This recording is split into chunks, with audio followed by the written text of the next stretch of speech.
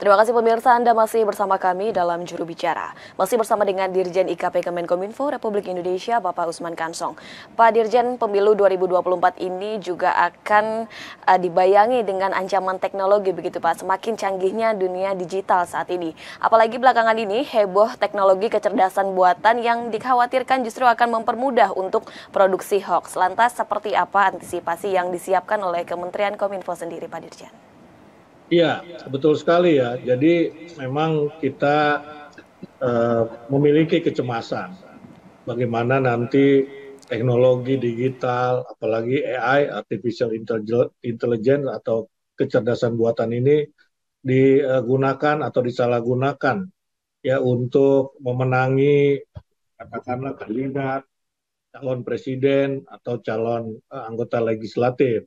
Ya karena itu kita tentu harus mengambil langkah-langkah. Ya, yang pertama kita ya bekerja sama dengan platform digital.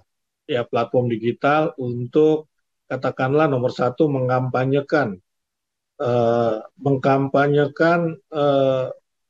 cerdas bersuara misalnya begitu ya. Cerdas bersuara artinya kita tidak membuat hoax, tidak lekas percaya kepada hoax, tidak menyebarkan hoax. Ya, tetapi kita cerdas dalam memilih, dalam menentukan pilihan, dan untuk bisa pada pilihan yang tepat, kita perlu informasi yang cukup, yang memadai, sehingga keputusan yang kita ambil tidak salah, tidak keliru begitu. Nah, karena itu dengan menggandeng media sosial, sebetulnya kita ingin mendorong media sosial untuk menampilkan informasi yang akurat, yang akan membantu publik dalam menyuarakan pilihannya, dalam menentukan pilihannya. Dan bahkan platform itu bisa mengambil langkah lebih jauh lagi ya, misalnya seperti di Amerika Serikat ya. Kalau di Amerika Serikat ini beberapa platform seperti yang ada di bawah grup Meta ini memban atau melarang, memblokir, men-take down akun Donald Trump ya pada pemilu presiden 2020.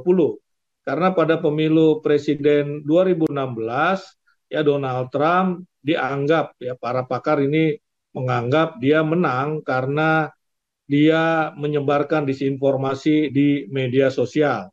Ya karena itu kemudian platform media sosial terutama yang berada di bawah grup Meta memban atau memblokir akun Donald Trump sampai kemudian pemilu presidennya selesai di tahun 2020.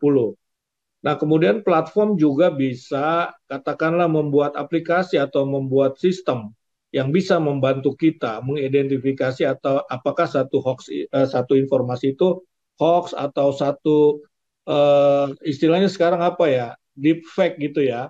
Jadi tiruan suara dan gambar orang tertentu yang sebetulnya adalah tidak benar atau hoax begitu. Itu mungkin platform bisa menciptakan teknologi yang menghadang atau mencegah itu tertayang di media sosial. Itu bisa saja begitu ya.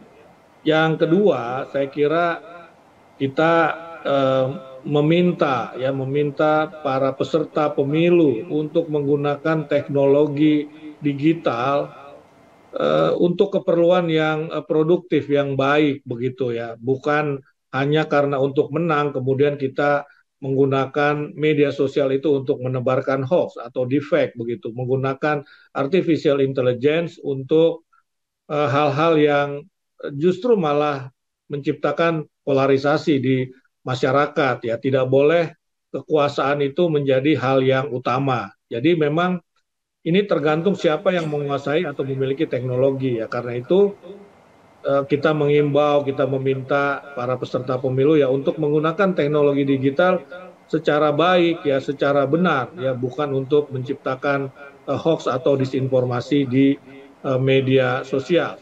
Yang ketiga, penyelenggara pemilu dalam hal ini KPU ini harus menerapkan aturan, ya harus menerapkan aturan yang fair buat semua peserta pemilu. Sebagai contoh begini, di dalam dunia iklan, ya dalam dunia iklan ini kan sekarang iklan-iklan para kandidat itu yang memasang adalah KPU. Jadi misalkan nanti ada 3 kandidat presiden yang memasangkan di media, ini adalah KPU, tidak boleh kandidat itu. Ya sebab kalau kandidat diberikan kewenangan untuk memasang iklan, maka siapa yang uangnya banyak, yang punya akses ke media lebih besar, maka dia akan tayang iklannya lebih banyak. Nah, dengan KPU yang menayangkan iklan itu di media, maka akan berlaku hal yang fair. Begitu juga di bidang-bidang teknologi lainnya, ya, bagaimana KPU misalnya menciptakan aturan ya agar satu peserta hanya boleh memiliki sekian akun misalnya begitu ya. Nah ini saya kira menjadi penting. Yang keempat, pihak-pihak berwenang harus melakukan pengawasan di ruang media sosial. Bawaslu dengan Kominfo dalam hal ini sudah punya MOU.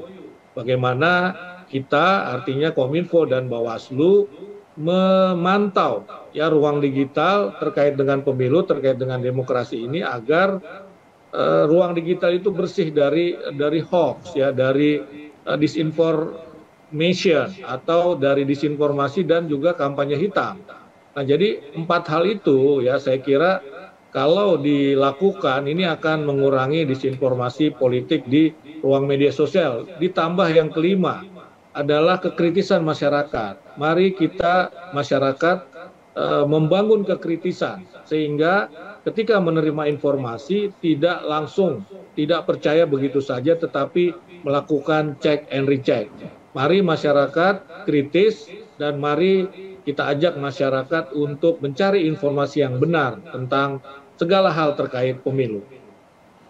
Baik, kemudian memang juga nih masyarakat ternyata bisa ikut turut serta ya Pak Dirjen ya dalam memberantas hoax pemilu 2024 yang juga turut disampaikan oleh Bawaslu bahwa yang memprediksi puncak hoax pemilu 2024 ini akan terjadi di bulan Februari 2024 begitu Pak Dirjen. Pak Dirjen, kita akan kembali usai jeda. Pemirsa tetaplah bersama kami dalam program Juru Bicara.